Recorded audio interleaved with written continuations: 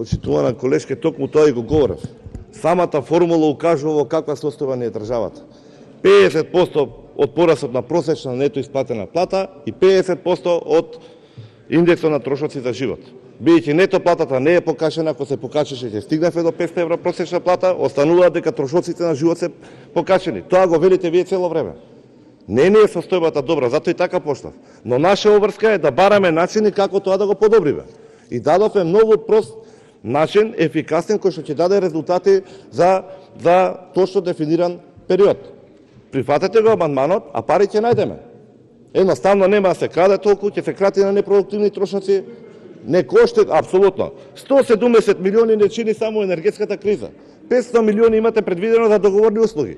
Реалокација на тие средства ќе обезбеди повисоки плати за сите со скалесто, да нема неоправдани и да нема обесправени. Ви благодарам. Благодарам. Има збор пратеничката Љубица Спасова, повелете.